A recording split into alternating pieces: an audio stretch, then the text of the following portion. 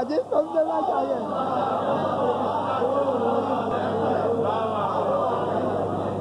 شاہ جی میں کیا کہہ رہا ہوں, خدا کے لیے توجہ فرمائیں. اس لیے اللہ نے کل میں اس پہلی مجلس میں عرض کیا تھا, اس لیے اللہ نے اپنے ہر کمال کو دکھانے کے لیے 14 آئینے بنائے. 14 اللہ کے ہر کمال کا آئینہ ہے. دیکھا آئینہ جائے گا, مانا ذات.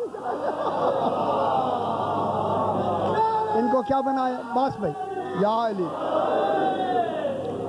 اب فلسفے میں ان کو کیا بنایا, اپنے کمال کا مظہر بنایا, محل بنایا, جائے ظہور بنایا.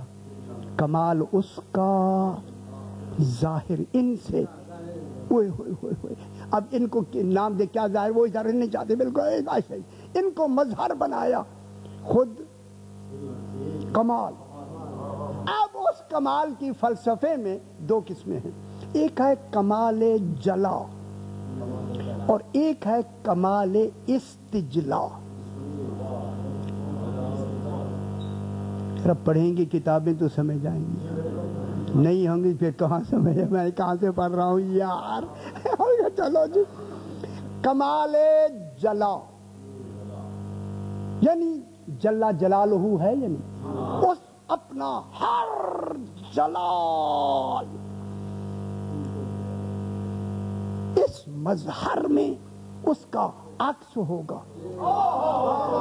اس کے جلال میں کیفیت نہیں,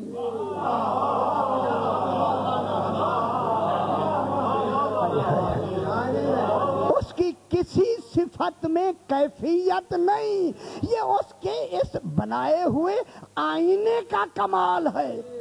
عکس اس کا ہوگا, کیفیتیں یہاں ہوں گی.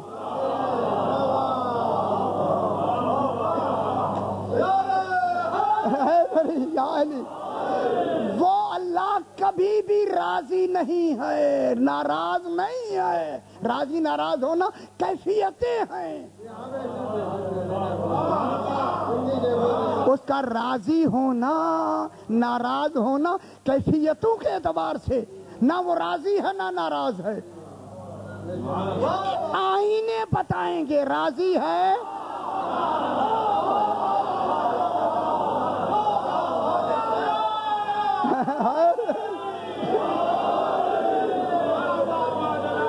یہ آئینوں کا کمال ہے, آئینے کا. یہ بتائیں گے کہ وہ راضی ہے یا نہیں ہے. اس لیے تو انہیں وجہ اللہ بنایا. چہرے دیکھو راضی ہیں تو مجھے مان لو. اسے کہتے ہیں مقام جلا. ہائے ہائے ہائے ہائے یار, اب میں کیا کروں, اب اسے کہنا ہے, اس کے لیے لفظوں سے مجھے سمجھانی ہے. یہ تو ہو گیا کمال جلا, اب اس میں پھر کئی بحثیں ہیں, میں نے چھوڑ دی. دوسرا ہے کمال استجلا. کمال استجلا یہ ہے کہ اللہ ان میں اپنے آپ کو دیکھنا چاہتا ہے.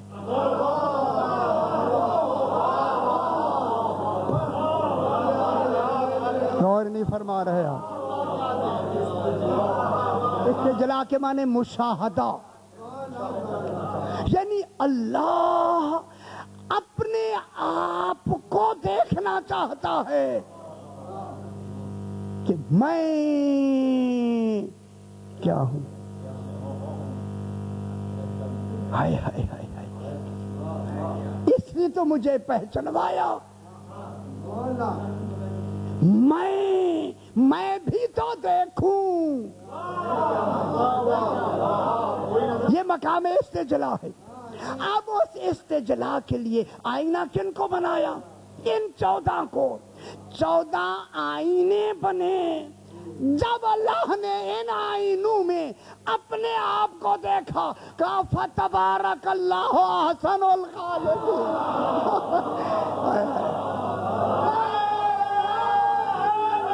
یا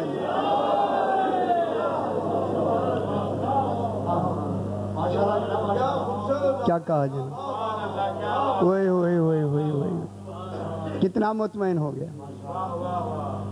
کتنا مطمئن ہوا، کتنا۔ مصائب وہی ہوتے ہیں جو ہم روزانہ پڑھتے ہیں۔ میرا خیال ہے اب میں وہی مصائب ہی پڑھ دوں۔ ابھی جو وہاں میں نے مصائب پڑھا کہ ایک آواز آئی انا غریب الوطن، ماشاءاللہ سیدہ سے قبول فرمائے۔ بالکل یہ عید ہماری بالکل قریب گزری ہے۔ انا غریب الوطن و انا عطشان، یہ کون ہے غریب الوطن؟ اسے مسلم ابن عقیل کہتے ہیں۔ جناب مسلم کوفہ میں رات کے وقت، آدھی رات کے بعد اتنے پیاسے ہیں کہ چل نہیں سکتے تھے۔ جب نکلے نا اپنی جگہ سے، سامنے دیکھا ایک دروازے پر ایک ضعیفہ کھڑی ہے۔ جب قریب آئے اسے سلام کیا، سلام کر کے کہا انا غریب الوطن، بی بی میں مسافر ہوں، و انا عطشان، میں بہت پیاسا ہوں، مجھے پانی پلائیں۔ فوراً بی بی اندر گئی، پانی لائی اور گلاس پیش دیا، جناب نے پانی پیا۔ سرکار نے گلاس واپس کیا، وہ پردے کے اندر کھڑی ہے۔ دیکھا کہ مسافر کھڑا ہے دروازے پر، کہا مسافر زیادہ دیر نہیں کھڑے ہو، چلے جاؤ، کوفہ کی فضا خراب ہے۔ بس اتنا کہنا تھا۔ اب جناب مسلم نے نام لے کے کہا تو اگر میرا گھر ہوتا، اللہ اکبر، توا اگر میرا گھر ہوتا تو تیرے دروازے پہ کھڑا ہوتا۔ بس جب توا نے اپنا نام سنا نا، پردہ ہٹا کے کہتی ہے انتا مسلم ابن عقیل، ہائے ہائے ہائے ہائے، کیا آپ مسلم ابن عقیل تو نہیں ہیں؟ کہا ہاں ہاں میں مسلم ابن عقیل ہوں۔ خدا گواہ قدموں میں گر کے کہا جناب زہرا سے میری شکایت نہ کرنا، میں نے بڑی زیادتی کی، آپ کو کہا ہے کہ چلے جاؤ، دروازے پہ کھڑا رکھا ہے۔ فرمایا نہیں تو یہ معلوم نہیں تھا، اجرکم اللہ اجرکم اللہ۔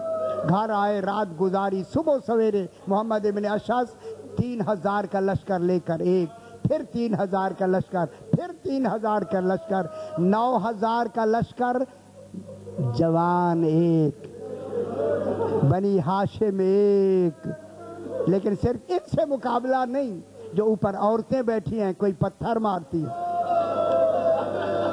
جو ان کے پاس ہوتا ہے وہی وار کرتی ہیں۔ روایت میں ہے کہ سوکھی گھاس باندھ کے آگ لگا کے جناب مسلم پہ پھینکتی ہیں۔ اس کے باوجود جناب مسلم لڑ رہے ہیں، انہوں نے گڑھا کھودا، خس و خاشاک ڈالے، لڑتے ہوئے جو قدم گیا، کوئی تیر مارتا ہے، کوئی نیزے کا وار کرتا ہے، اتر کر گلے میں توق ڈالا گیا، پاؤں میں بیڑی، ہاتھ میں ہتھکڑیاں ڈال کے کھینچ کر ابن زیاد کے دربار میں لائے گئے۔